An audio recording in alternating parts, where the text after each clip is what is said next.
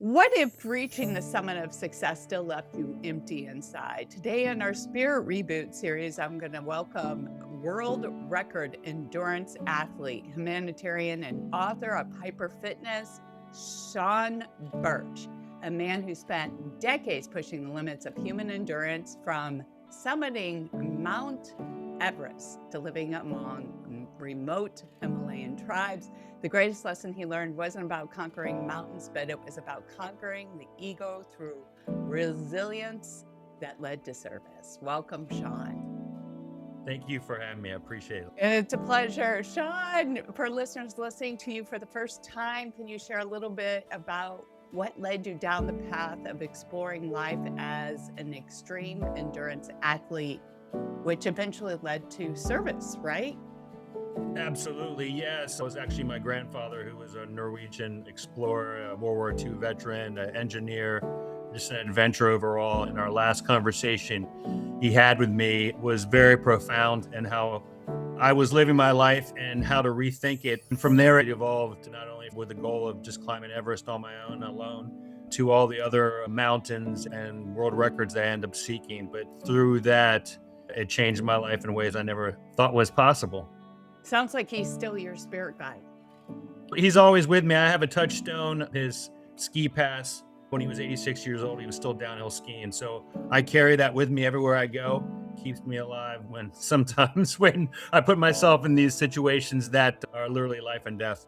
You said something really powerful that touched me. The summit means nothing if you don't have love in your heart when you get there. What was the defining moment during one of your expeditions which helped you realize that success alone wasn't the ultimate goal? I don't think it was one expedition per se. Early in my life, I chased those summits, like literal ones in the mountains, then metaphorical ones in my business and my life. And I believed achievement was the destination, right? To climb higher, push myself, reach the max, reach more summits, break more world records. I was very fortunate to do that, but there are moments where I'd achieve a world record and get the recognition, and then I knew something was missing. It was more overall thing. In the end, what I found out was the real victory in life through these expeditions was who you become on that journey. Whether you still have love, humility, connection in your heart when you arrive at your destination. And I think that's why I enjoy nature so much. It's that connection I have with nature that's very profound. The mountains taught me in such an honest way. When you're out there alone, stripped of the comfort, stripped of your ego, and you realize that nature becomes your climbing partner. It's just you and nature. So every breath I took depends on my trust, depends on the locals that helped me at base camp, on the relationships in life that carried me and got me to where I was. I think if you lose sight of that, the summits can become a very lonely place. At first, it was more of awe, and then it became a lonely place, and then it morphed into where I saw success differently. The summits still matters, the goals still matter, discipline matters to me, striving matters, but I think the real measure is when you get there, are you grateful? Are you still connected to the people you love? Or you still have that compassion to help others climb their own mountains? And that's what I do now with my speaking and my workshops, is helping others to say, hey, if I can do this, if I can reach the top, then so can you. Because without love in your heart, I don't think you reach any summit at all. You know, you have to value those people in your life, the ones who believe in you, the ones who support you, who walk beside you. I think that's the real reason why the climbs of life matters. Nature humbled you, brought you to And your knees, right? nature humbles you. That's why I love it so much, because it doesn't judge you. It Right. doesn't care how much money you have, doesn't care what color you are, doesn't care where you come from. It will treat everyone the same. Once I started to discover that, once I realized that I could just be truly myself in nature and find out what I was made of as a human being. And through that, it just evolved into more love for nature, more love for people, more presence in life. I do meditate every single day. I've been doing it for 16 years, 20 years. So it's just all a matter of coming together in those and through those aspects of what I've achieved and what I've done. So many people today are chasing success, achievement, recognition, maybe through their likes on social media, but still feel disconnected or unfulfilled in their life. Why do you believe resilience, humility, service are more important? Well, I know, yeah, I mean, definitely for sure. I think a lot of people search for likes, but I think that's how lonely a lot of us have become, is searching for that.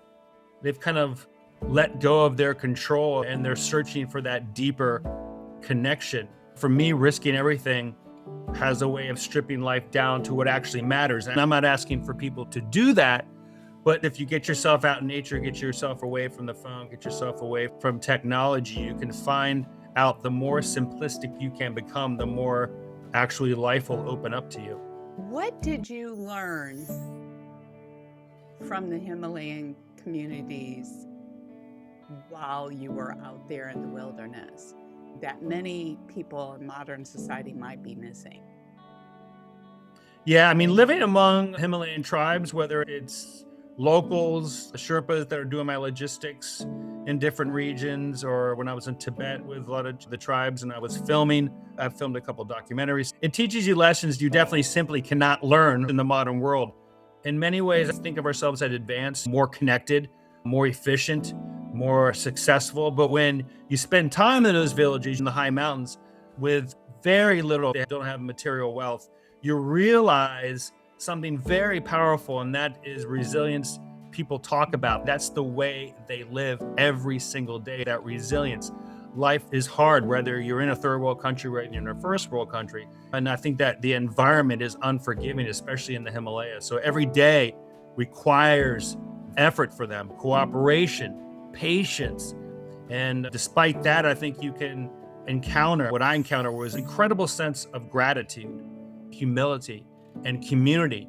When I saw it for the first time on an expedition on a Himalayan peak, on an 8,000-meter peak, it changed my life in a very profound way. Not directly at first, but as I begin to grow, I think people rely on one another in a way that many of us in the modern world have forgotten.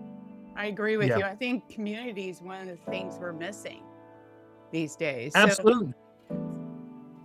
and so for our listeners who are feeling overwhelmed by life's challenges or their own summits and feeling stuck chasing goals that don't feel meaningful anymore, what's one of the mind shifts somebody can practice today, or a practice that you suggest that they can start today to reconnect with their purpose, to lead with more love without summiting Mount Everest? Yes, you don't need to do that. I'd tell you, there's two things. Meditation changed my Yes. life forever. It is so profound. And I always say meditate. They try for a little bit and they get frustrated and they Yeah. quit. You won't see results maybe for a year, maybe for a year and a half, but you will see it. And it's so profound I that agree. it starts to change your thinking on everything in life. And that's the gratitude. I have a gratitude list. I do it every day. 5 things I'm grateful for every single day.